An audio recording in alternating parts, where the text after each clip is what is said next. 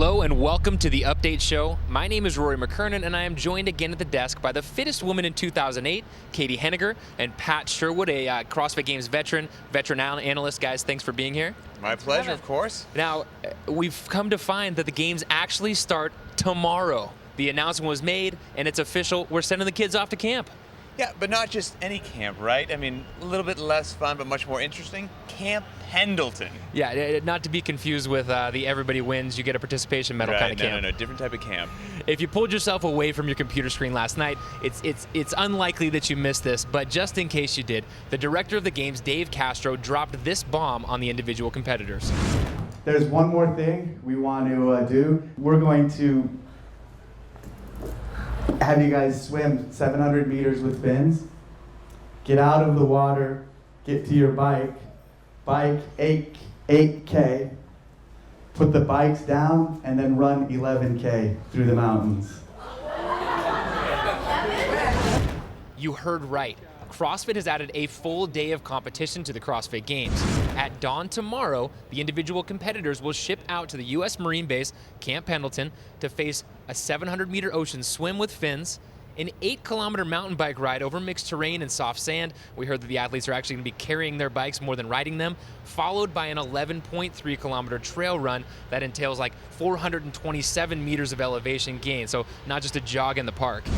Yeah, I think most of the athletes knew that something was going to come out of the hat, a surprise at some point during this week. I don't think it was this early or this brutal. No, I agree on both those points, and everyone that we talked to said, there's going to be a swim of some sort or whatnot, but I don't think anyone saw it to this extent, and no one saw Wednesday coming, no one at all. Well, and then the brutal fact is that's just the beginning. Yeah, Right. That's just the morning event. An hour after they finish what's arguably the single most brutal event in CrossFit Games history, the competitors will take on Camp Pendleton's School of Infantry's obstacle course. They will face each other head-to-head in a bracketed tournament, something that's never been done before in the Games format. And they will move on to the next 3 sections of the obstacle course. I love this. I couldn't be more excited about, first of all, the brackets. We've never seen this before, right? I'm thinking maybe there's going to be a little bit of full contact here on the O course. I don't know. I mean, heats are going on. People, I don't know.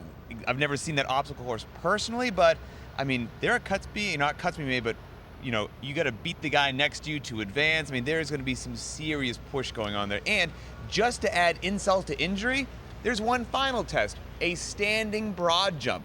Athletes will have 3 chances to cover the farthest distance they can in a single jump. As if they're going to have anything left in their legs after the morning. Yeah, exactly. They're just going to get demolished, and then end up with this standing broad jump. So the results of that will be interesting. When you do a lot of work and then try and just do one box jump and you end up with wrapped around the box instead of on top of it, right. You might see something like that.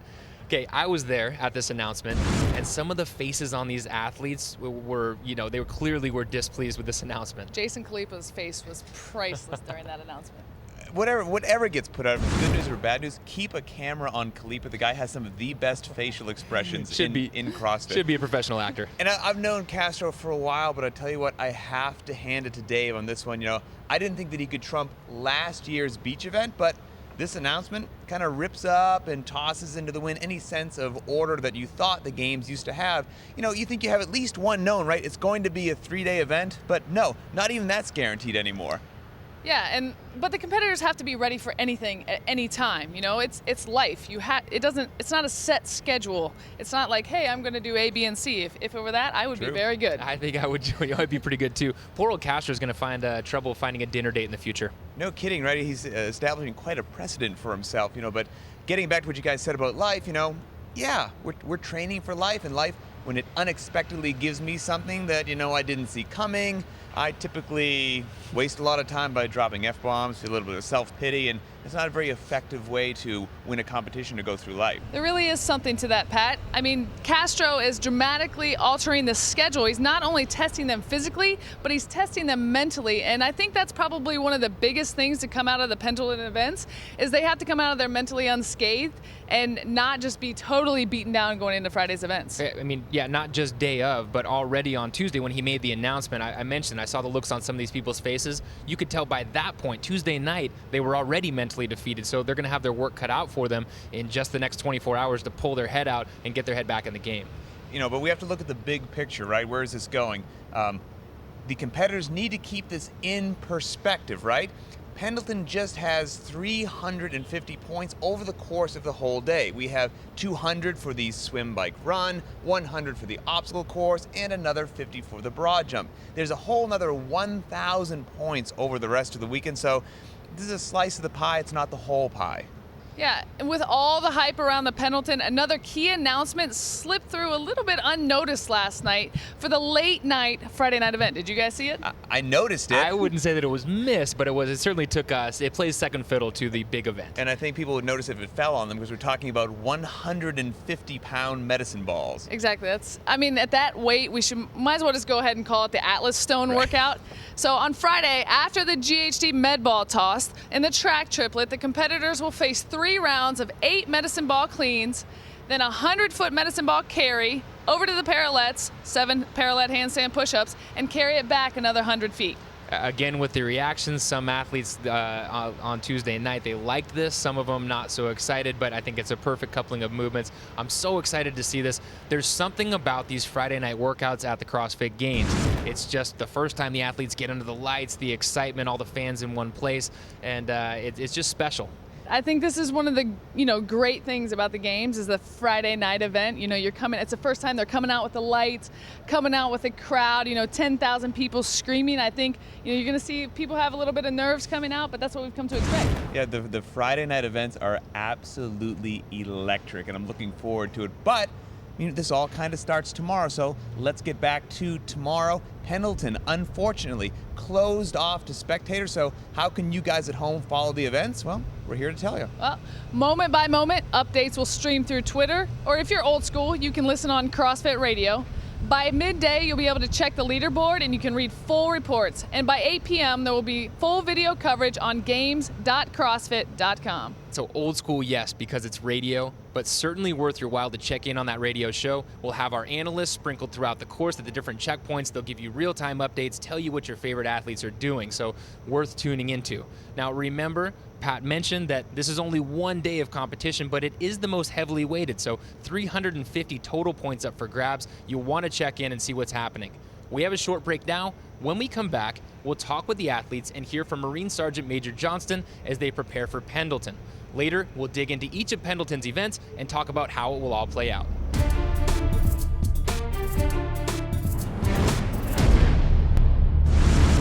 GNC is proud to be the official vitamin and sports nutrition retailer of the CrossFit Games. GNC, live well. Getting your body up and over an obstacle is something we've seen a lot of in the CrossFit Games. Often, the obstacles have been in the shape of giant, steep dirt hills. The famous hill at Aromas was a big part of the first CrossFit Games held in 2007.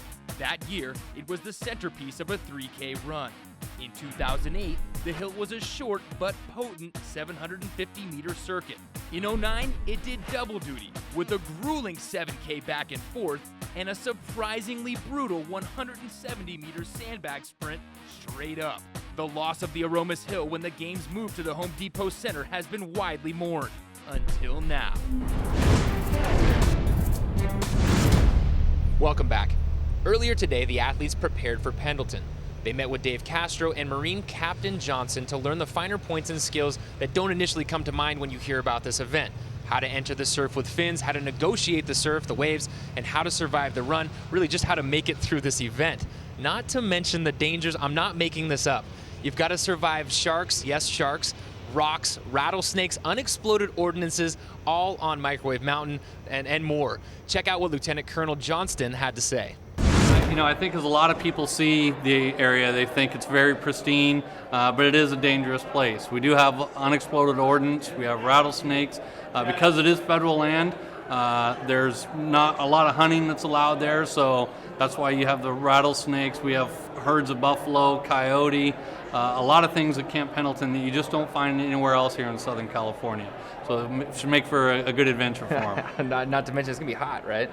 Yes, it's going to be very hot. And again, it's something that we constantly have to teach our Marines how to do is to properly hydrate.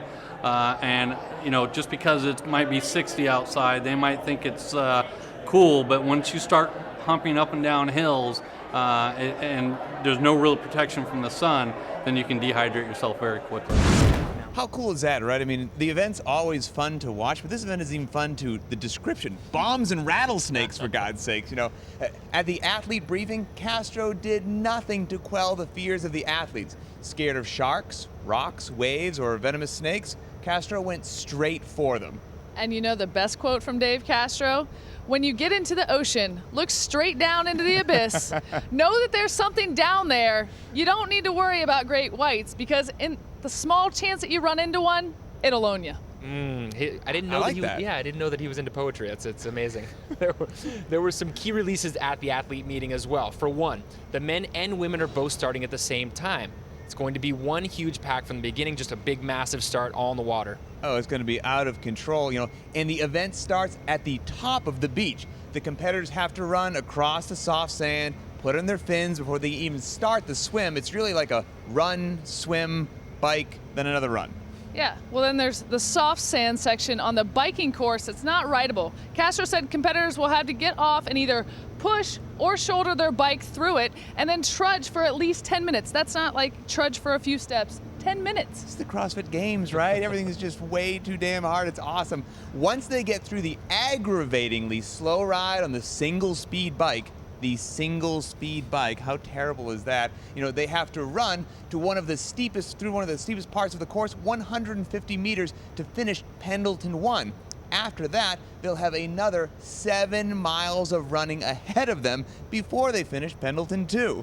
So you can't help but draw the parallels to last year's beach event, but there are some key differences that are worth pointing out. Number one for me, there's rocks in this water. Dave mentioned this multiple times. It's rough, rocky ground versus last year where there was soft sand. You could just sprint through the water. Yeah, if you look at last year, they were sprinting into the water and just went right into their swim. But this year, they have to figure out how to get the fins on. Yeah, and there's a little technique to that, right? I mean, sure, it's just putting on some flippers, but here's my recommendation. Run, or carefully, because there's rocks, to at least waist-deep water. If you have heel straps, have your arm through those heel straps so you don't lose a fin. Waist-deep water, turn your back to the waves, take one fin off, put it on, put the other one on, turn around, and start hauling butt. Guaranteed we're going to see some carnage as these guys do it. They had an opportunity to practice today, but certainly there's got to be some lost flippers and some people floundering a little bit. If you've never done this before, it's not easy. Also worth mentioning, last year we had some heartbreak. A few athletes' CrossFit Games were over really before they started. They didn't make it through the entire swim, and they were withdrawn from the competition. This year, if you choose to hold on to like a life-saving device, you panic, for whatever reason you grab a paddleboard, that rescuer is going to ask you, are you dropping out of the competition? You'll have the opportunity to either make up your mind, yes I am, or no, I'm going to carry on, at which point they'll tell you to either carry on or they'll take you to the shore. If you do take that option to go to the shore, your CrossFit Games in 2012 will be over. Yeah, it's cool. I mean, safety first, right? I mean, we want to make sure of a good competition, but I mean, if you're grabbing somebody's paddleboard and they ask you, oh my God, are you all right? You okay? You grab the paddleboard? You're like, yep, fine. It's like, well, get off my paddleboard and keep swimming. It's a competition going on. Yes, kindly remove yourself. And if you need it, it's there, but if not, make your time. It's time to scoot. Now, at the announcement with the athletes, the vibe was a little bit mixed during the briefing. We had Julie Fouché seemed excited afterwards. Of course, she did screamingly well, and last year she beat like 90% of the guys.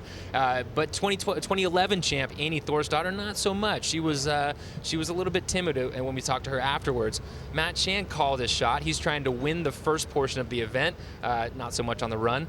Let's hear from those athletes now. It was a shock seeing it come up because I was kind of relieved when I saw Friday, Saturday, and Sunday schedule. I was like, there's no swimming in there. But yeah, last year it wasn't my worst event, but I wasn't that bottom like half getting out of the ocean. Like, I'm not used to swimming in the ocean. We have like one beach in Iceland and no really waves there, so I don't really like going into the ocean there. But I think I made it up on the run and the stuff that we had to do there, and I hope it's going to be the same way this year. I'm not used to biking, but it's one gear, so I don't think I can mess it up. It's not too complicated, right? No, exactly. Perfect. It's obviously something that is going to take us all out of our comfort zone, I think, and probably going to be really mental more than anything. It sounds like it's going to be long, so I think just getting through it and trying to survive is the goal. Are you excited? Yeah, very excited. Cool. I'm going to try and win the swim and bike. It's two of my strengths. It's two of the things I do. I grew up swimming, and single speed mountain biking is kind of, even though it's not really a mountain bike trail, it's something that I've done in years past, and I think I can excel at that as well. I know how to pump a bike, so let's do it.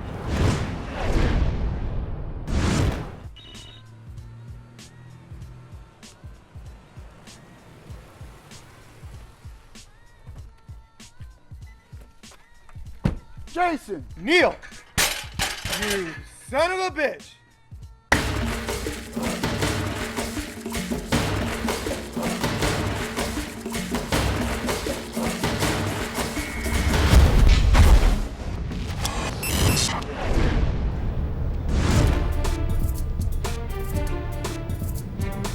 Welcome back. It's time to dig into Pendleton's events. What new twists stand out? Some very important details to highlight, the points that are up for grabs, the impact of this single day of competition. Guys, let's break it down. Scoring. Look at the swim, bike, run. It's broken down into 2 separate 100-point events. Pendleton 1 ranks the athletes after the swim, bike, and first 150 meters of the run. Pendleton 2 ranks the athletes based on their finish order after the full event. Now, this is big. Think about this. It hugely shifts pacing and strategy. Usually, long races, they kind of reward the tortoises. These slow and steady athletes, they set a pace that they can maintain and trudge into the lead as the hares kind of burn out from going too fast. But with this design, the hares and those in the middle, they're both rewarded.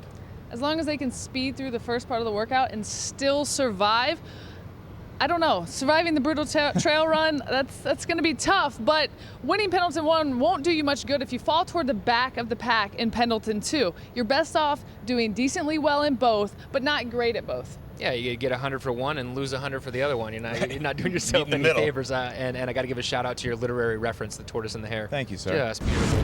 Now, what about they move on after this event? They have 1.5 hours or 1 hour. Then they go to the obstacle course. For the first time ever, there are brackets. Now, this is a little complicated. Bear with me. We're going to break it down for you.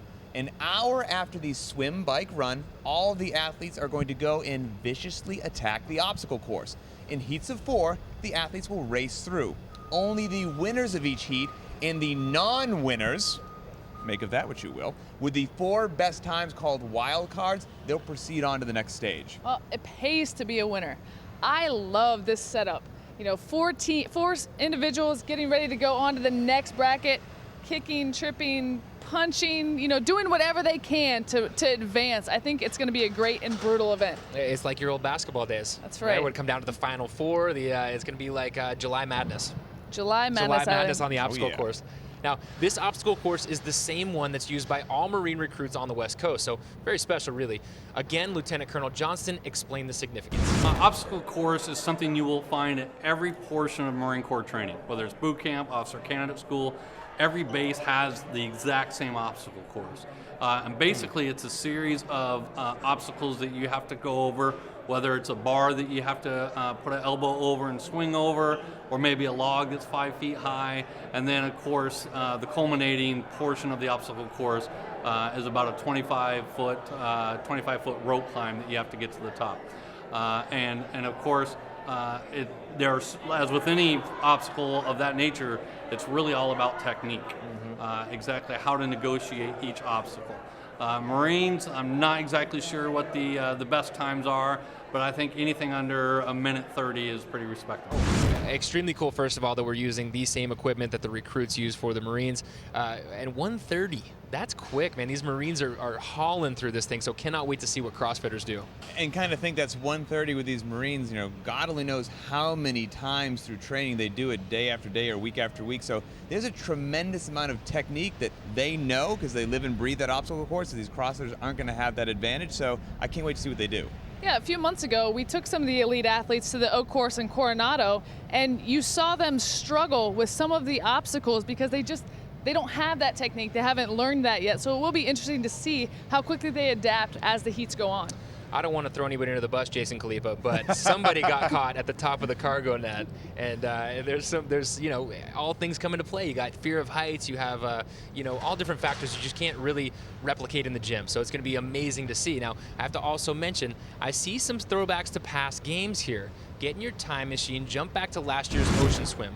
crank the knob one more year. You got the 2010 finals obstacle course, a couple more cranks. Here you are at 2008 CrossFit Games with a 7K trail run in Aromas. Which I think was kind of affectionately known as that ridiculously hard run that nearly killed Jason Khalipa. Right, but he was the comeback kid, and that's why that year he got the spirit of the games. I had to redeem myself with Jason after the cargo net thing. But we have seen this stuff before, although not to the same extent. So let's get into it. I want to hear your analysis of the events and predictions. Who's going to do well? Let's talk about specific athletes in the context of these events. Well, of all the past games events, the swim, bike, run at the Pendleton is most similar to the 2011 beach event. You have similar modalities, an ocean swim, a longer run, a similar time domain. Both are long. The beach event last year was about 50 minutes, and now we're going over 3 hours. But there is one key factor, like we talked about before. It's going to bring in the mental aspect and the ability to go kind of into your own pain cave and being able to put one foot in front of the other. Who is going to do that the best? It's going to be insane. We'll have to wait and see. But there are some significant differences also.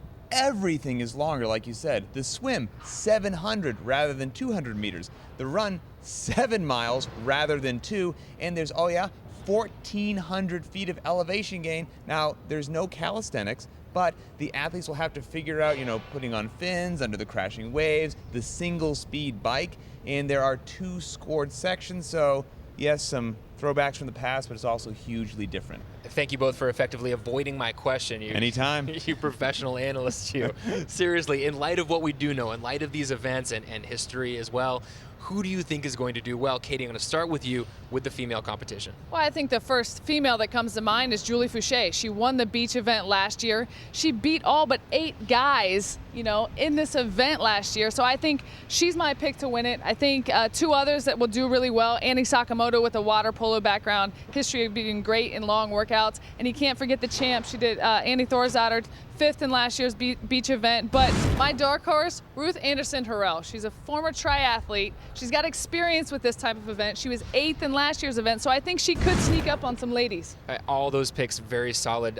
Julie Fouché, I don't think that she's even worried about what she's going to do against the females. I think at this point she's wondering if she's going to beat all the men or just 90-95% of them. Ruth Anderson Harrell, really cool lady. She's a shepherd.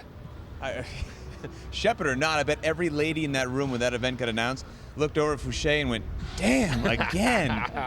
And I love hearing actually that Annie T was 5th in last year's beach event. That's for some reason that boggles my mind. But we got to move on to the men. Pat, I'm going to put you on the spot. Tell me who's going to do well. I will do just that. Rory, you want some picks? Chris Spieler. He's going to love this. I mean, when the events have gotten long in the past, the 2009 long run out there in Aromas, he won that. The beach event last year, he took 2nd place. Now, admittedly, not the strongest swimmer, and now this is 3 times as far, so we'll see, but I have confidence in him. Dan Bailey, also. Everyone knows Dan Bailey can sprint, but last year, the beach event, he took 5th, so he can go long as well.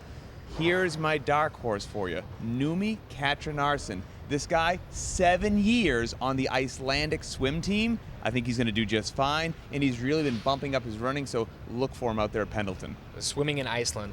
Yeah, exactly. Need I say more? It can't be easy. I don't know what it looks He's like. like cold water in California, really? It can't be easy. Let's look at the flip side of the coin. Those are the athletes we think are going to do well. Some athletes are probably going to struggle. Caity, let's talk about that. Yeah, maybe on the female side, I'm thinking maybe Kristen Clever. We'll see how she does on these long events. I know they're not her favorite, so I'm interested to see how she does tomorrow. I got to tell you that during the announcement, her face was not happy. She seemed disappointed with it. She didn't seem excited, and she didn't do fantastically on the beach event last year. So be interested to see what happens with her this year. Pat, let's move on to the men. Okay, all right, here we go. But it breaks my heart, but we'll dive in. You'd normally guess guys like Jason Khalipa, Neil Maddox, or Rich Froning wouldn't do well, but they've all been really preparing with longer kind of swim, bike, run style workouts. Now, they've learned from competitors in the past, so I think those guys you thought would do poorly, I know I'm not avoiding the question, I think they're going to do well. I think they're prepared this year. Okay, so if you don't want to say that anyone's going to do bad, I'm going to do it for you. Okay. Orlando Trejo, who's interesting in his own right. The guy has to have a translator, doesn't speak any English really at all. The Peruvian competitor representing Latin America has only been in the ocean, or has never been in the ocean, and has only just learned how to swim. True. Okay. Yes. Those don't bode well for him. I spoke with Orlando earlier today in my terrible Spanish, and with his translator as well, and he didn't mention that to me. Okay, but I talked to him a bit. He's got some fire in the gut to be here. He's representing all of Latin America. Whether he's been in the ocean or not, I think he is going to give it everything he has, and he's not going to do as bad as you think.